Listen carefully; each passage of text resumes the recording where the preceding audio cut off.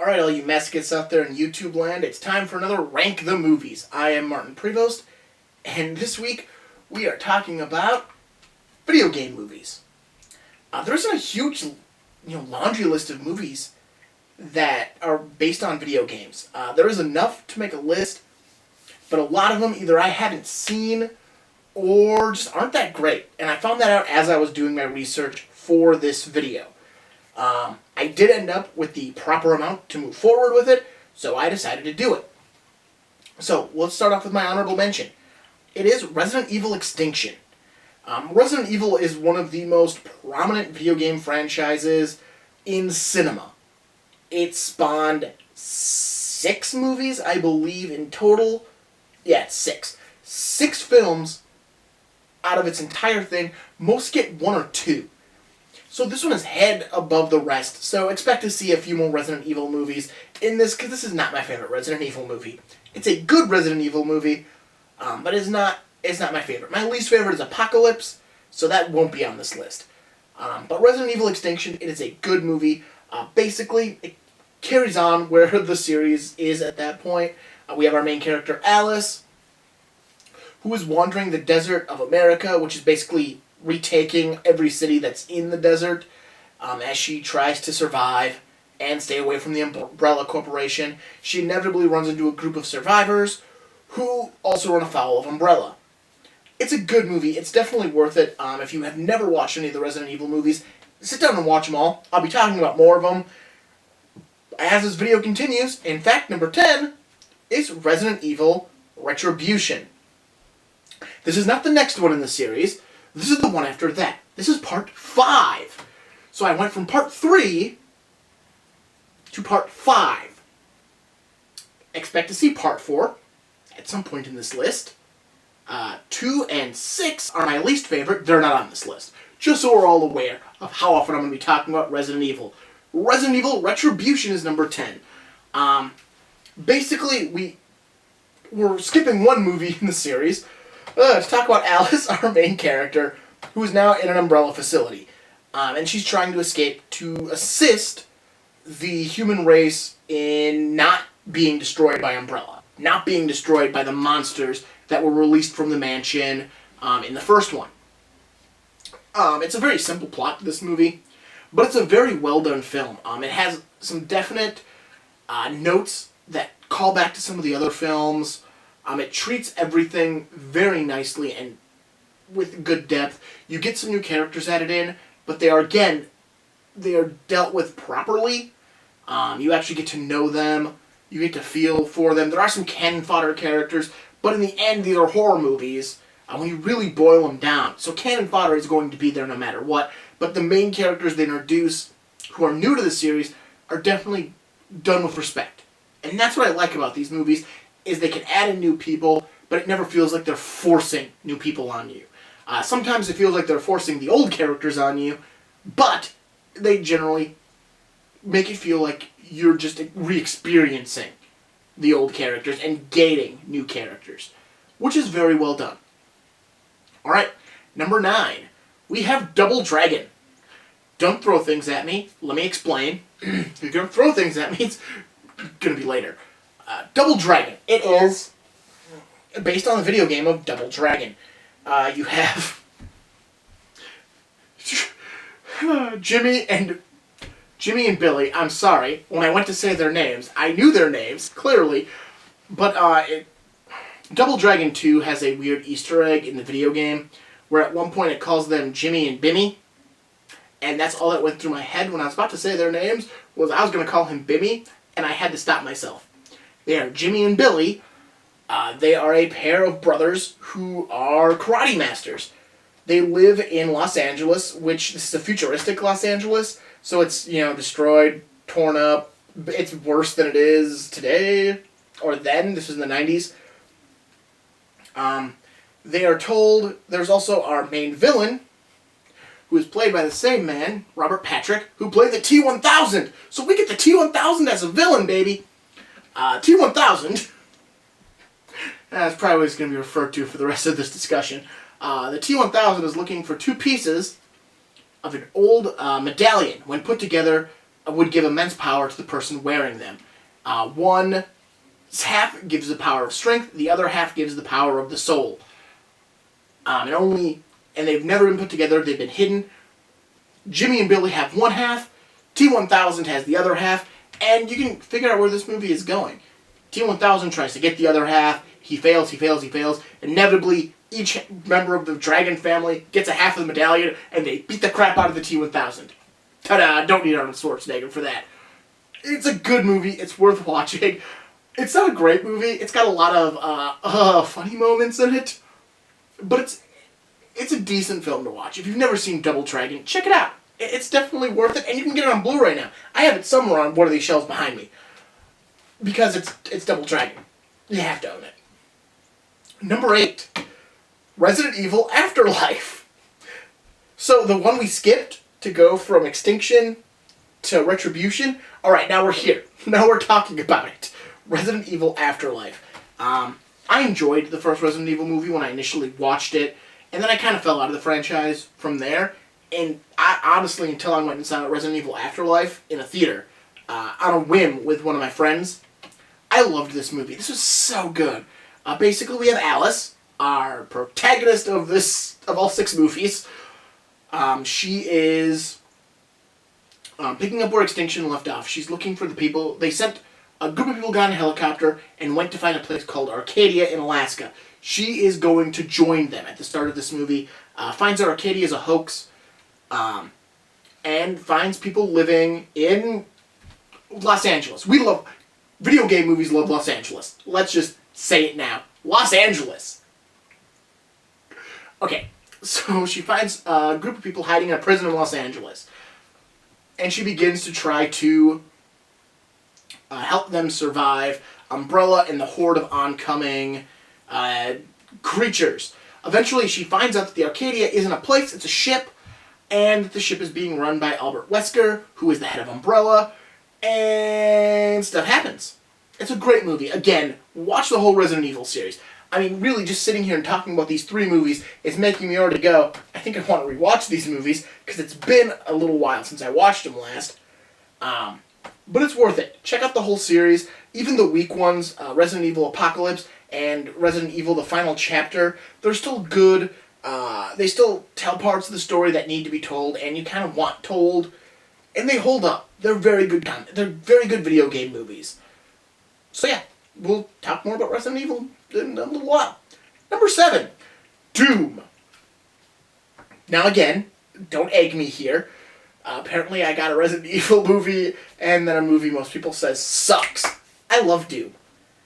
I'm the type of person, I have a giant movie collection. I got 2 shelves behind me, and a ton of stuff off camera that you can't even see.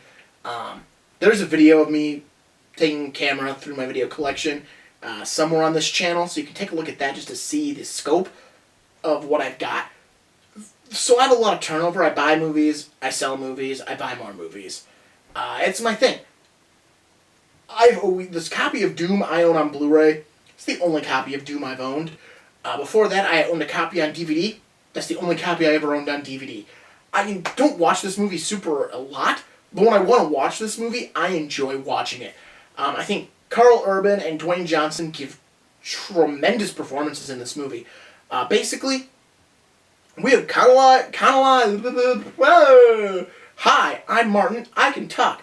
We put men and women on Mars. I'm going to talk that way because clearly I can't say the word I actually want to use. So, we are on Mars. A disruption happens on Mars that shuts down the facility that is working on looking into various parts of it. A team of soldiers are sent to Mars to investigate what is going on. Basically, Tunnel to Hell, demons, Doom. It's a fun movie. It's an action movie. It's early Dwayne Johnson, but he still does a really good job. This is really one of those movies. I never liked him as a wrestler. I never liked the Rock persona, but I like him as an actor. Even his early work, Be Cool and this, he does so well with them. He's a good actor, and this is just if you haven't experienced an early Dwayne Johnson movie other than Mummy Returns and The Scorpion King, definitely check this one out. It's worth it. It's not great. I can't speak of the Doom movie that came out a couple of months ago. I have it. I haven't watched it yet, but I like this movie. It's a fun movie, and it has a really cool sequence that actually is in first person, where it is from the perspective of Carl Urban's character, and it looks like the video game. It was so well done. Again, it's one of those moments that makes you go, this was made with love and caring, and they really enjoyed Doom. And it comes through in the movie all over the place. It's definitely worth checking out. Number 6, Rampage. Bet you thought it was another Resident Evil movie. No, it's Rampage. Based on the video game Rampage. And it's another Dwayne Johnson movie. So I got 2 Rock movies back to back. Sue me. This one, basically you have a group of people in orbit working on an experiment to create more violent animals. The experiments get out, they enter orbit, and we end up getting a wolf, a gorilla, and a crocodile mutated into, well, the giant monsters that are in that poster. And they begin rampaging. There's a signal that draws them to a tower in a specific town, and that is where they are rampaging to, and you have The Rock and everyone else trying to stop that. Stop them from destroying the city. It is a good movie. It does all it can to pay homage to the video game it's based on. Both this one and Double Dragon have the same Easter egg in them, where there's a scene where the video game console, the cabinets that you could play in arcades, is sitting in the background of a scene. This one, I accepted it more than Double Dragon. In Double Dragon, it just seemed weird because there's been too much coincidence as to why is this a game, and we have these real people who are in Rampage. It's just more of a coincidence that, you know, the animals end up being very similar in species to what's in the video game. Although in the video game, they're people who turn into animals, who turn into these monsters, and not just the species turning into more monstrous versions of themselves. It also kind of lends to why they would name them the way they do, because, you know, they look like these characters. Lizzie, the lizard, looks like it's a giant lizard. If this game exists, you'd name it Lizzie. That's just how our mind and culture works. So it's accepted a little more in Rampage. Again, it's a little nitpicky. It's a little, you know, trivia piece. It doesn't affect my opinion of these movies. It's just nice to see. But it is. They do a good job paying tribute to the game it's based on while actually telling a story. And that's one thing I think video game movies, the bad ones, tend not to do, is either it focuses too much on story or focuses too much on paying homage to the game it's based on. And you can't do that. You need to be able to do both to really make one of these movies work. You need to be able to look at it and go, I know that from the video game, but still be enticed and brought in by the story. I think Rampage does that very well. If you've never seen it, check it out. It's a good movie. Alright, here we are. We're walking into the top 5. The top 5 video game movies, according to me, which doesn't mean much, but still. Alright, at number 5, we've got Mortal Kombat. And it took everything in me not to scream Mortal Kombat like they do in the song in the movie. Everything in me. Everything I got. This movie spawned an awful sequel. It's horrid. So bad. It's worth watching. Check out the sequel too. It's not bad. It's bad. It's super bad. This one isn't. This is good. Mortal Kombat is based on the fighting game. Which seems like a weird thing to base a movie on, is a fighting game. Because there isn't a lot to go off of. The game had a very mild plot. I know in modern culture, our video games have these huge arcing stories that we play through. But when you're talking about video games from the late 80s and early 90s, the storyline was very minimal. If it had a storyline, it was probably in the instruction manual. You might get bits and pieces of it in the game proper, but it's the instruction manual that's telling you all of this stuff. And Mortal Kombat was no different. Basically, Earth has been in a war with Outworld. And every year they hold a tournament, or once a generation, they hold a tournament. If Outworld wins 7 tournaments, they get to take over Earthrealm. Outworld has won 6 tournaments, and this is the one. This is the tournament that will let them take over Earthrealm for good. Shang Tsung is the head of Mortal Kombat for Outworld. Raiden is the head of it for Earthrealm. And basically you follow 3 combatants who are representing Earth. Liu Kang, Johnny Cage, and Sonya Blade, as they enter this tournament into this world of bizarre crap. You also get Scorpion and Sub-Zero in this movie. Kano, Goro. It has a lot of characters from the video games in it. It does a very good job of telling a story, again, while still giving you what you want from the video games. The violence is toned down, and that's really the biggest complaint, is that it has a lot more toned down violence from the basic video game, the arcade cabinet and the Genesis version. It fits right in with the SNES version. There you go. But it is more toned down, but it is still a very good movie. It's very well done, it looks very nice, and it flows very well. If you've never sat down with Mortal Kombat, do yourself a favor and watch it. If you want to watch Annihilation after that, do it, but don't expect anything near what the first one offers. Because the first one offers such a good movie, the second one couldn't even vaguely touch. But definitely, Mortal Kombat's a great movie. Check it out. Alright, let's talk about number 4, which is Resident Evil. It had to be here. We all knew it was coming. Everyone who's watching this video went, I know Resident Evil's coming. It's gotta be there. You probably expected it to be number 1. Well, it's not. There are other video game movies I like more than this. But I do like Resident Evil. It is one that grows on me more and more every time I watch it. Like I said, back when I was talking about Resident Evil 4, Afterlife, I said I really wasn't into the Resident Evil series until that movie. I watched the first one. I liked it. I wasn't in love with it. It wasn't the greatest movie I'd ever seen. I liked it. I watched the second one. The second one's not as good. And it took me a long time to get around to the third one. I think it was out for a year and a half before I sat down and watched it. But then I rewatched the first one, and I watched it again, and I watched it again. And every time I watch it, I like the movie more. I enjoy the experience more. Which is why it plays so high. And the entire series places very high. If I were to do a top 10 of my favorite movie franchises, Resident Evil has a very high chance of making it. And who knows, I might do that one next. Probably not, but it's probably going to come up in the future.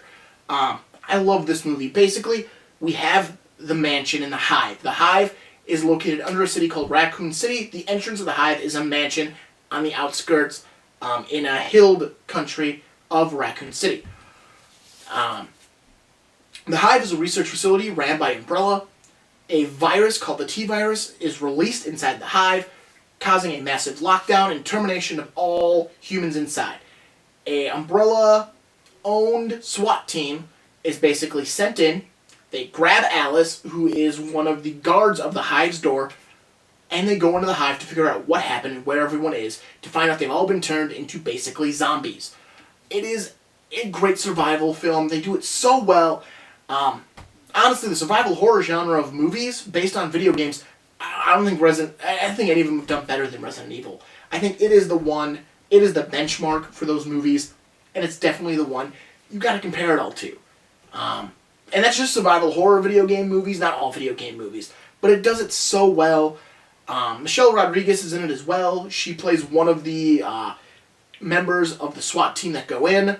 She would come back later in Resident Evil Retribution, which was very nice to see that they, still brought back those characters. They found a way to bring back characters who they shouldn't have been able to anymore. It was nice. Definitely Resident Evil. It's a good time. Check it out. All right, let's talk about number 3. Pokemon, Detective Pikachu. It's a fun Pokemon movie. I never got into the animated Pokemon movies that much. Pokemon the movie 2000, Pokemon the first movie, the rest of the theatrical ones, I never got in and never got behind those movies as much, but I love Detective Pikachu. Again, it tells a great story, but it still has the Pokemon in it, which is really what you need as the reference point. And it does it all very nicely, and it's a good mystery film. Not to mention, you have Ryan Reynolds doing the voice of Pikachu, which is also super enjoyable. Basically, the mystery is our main character's father is presumed dead, and he has to go and collect his things. He eventually finds his Pokemon partner, which is Pikachu, who can talk to him. Yes, Pikachu talks. And they set out on the adventure to figure out why it happened, and I think Mewtwo has something to do with it. All to find out is actually a scheme, plot hatched by a megalomaniacal madman who wants to unite Pokemon and people into one. It's a fun movie. If you've never seen it, check it out. It is worth it. That's why it's my number 3 favorite video game movie. But at number 2, we have Street Fighter. Yeah, I know, it seems like a huge... As far as people's consideration on these movies, that's a huge step down in opinion. Most people don't really care for the Street Fighter movie. I love this movie. This is such a good movie. Again, it's based on a fighter game, which, 2 of them making my top 5, that says something. From a genre of video games that at the time had the least amount of plot out of all of them. Because this is the one example of what do we want from the video game? We want the characters. So that's all you need is the characters. You take your plot, take your characters, and that's what you get. And you get a sea of characters. It's kind of like when I talked about Dick Tracy a while back in my top 100, that Warren Beatty tried to fit as many Dick Tracy characters in this movie as he can, because he certainly wasn't getting a sequel. It's what this one feels like as well, and it's done just as well. Basically, the characters are broken off into 3 camps. You have Guile, played by Jean-Claude Van Damme, leading the good guys. You have M. Bison, played by a tremendous performance by Raul Julia. This is a great performance. Watch this movie for Raul Julia. Just for his performance alone is worth the time, commitment of this movie. But he leads your villains, and then you have a third group, which is basically your heroes who aren't quite yet with Guile. And basically you have M. Bison's running a empire. He is a warlord. And Guile is leading a UN force trying to overthrow M. Bison because he is a warlord. He is not good. He is murdering people. And Guile wants him to stop. As does the United Nations. And the rest of the characters kind of fall into it. It features basically the entire roster of the Street Fighter games up until that point. Of course, that Street Fighter 2 onward, as the original Street Fighter game didn't really have a lot of recognizable characters, other than, I believe, Ken and Ryu, and I'm not 100% sure on that one either. It is this fun movie. It's got some great visuals in it, and it's an enjoyable film. If you've never seen Street Fighter, do yourself a favor, sit down with it. It is worth watching. It is a fun movie, and who cares what people think about a movie? You can enjoy a movie that most people dreck on just because it is a good movie. You can make a good movie and have bad reviews. Case in point, my number 1 favorite video game movie of all time, Super Mario Brothers. Yep. That's number 1. Again, critically panned by fans. It's starting to actually gain a better fan base now. That has been out for almost 20 years. But here we are. It's based on the video games of the Super Mario Brothers.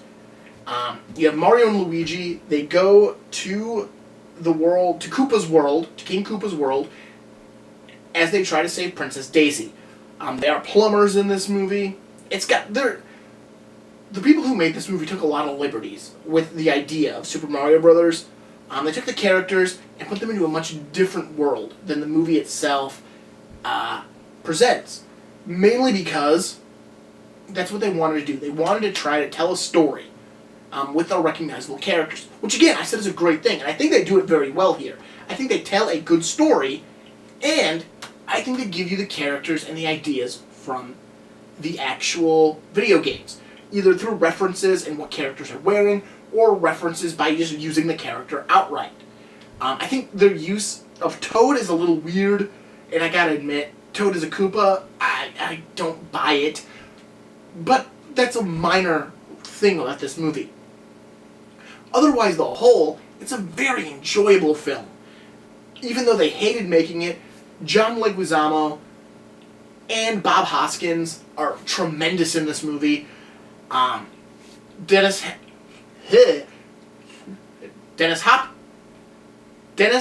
Hopper, who plays Koopa, our villain, he does a great job with Koopa. This is such a fun movie. If you've never seen Super Mario Brothers, because people have told you it's bad, don't listen to them. Sit down with it. Make your own opinion on this movie. Because trust me, you'll probably find out you like it way more than you thought you would.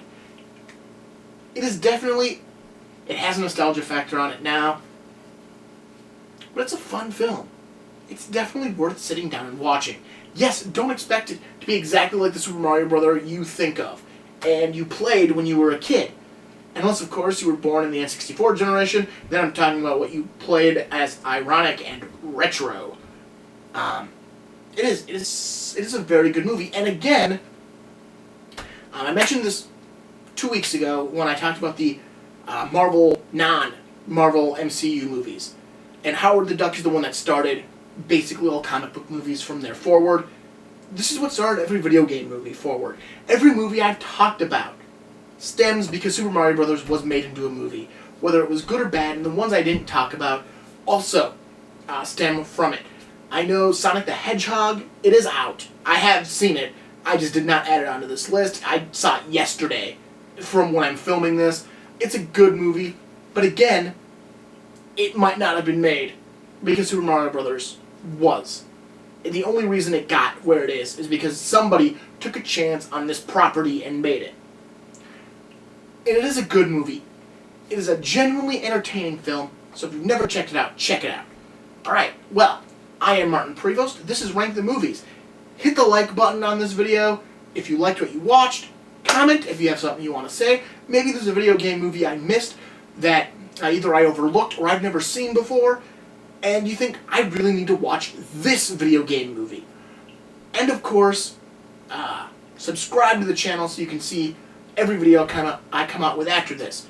Next week, well, I'm not 100% sure what we're doing next week, so tune back in and find out what we're talking about, because it'll be a surprise to both of us.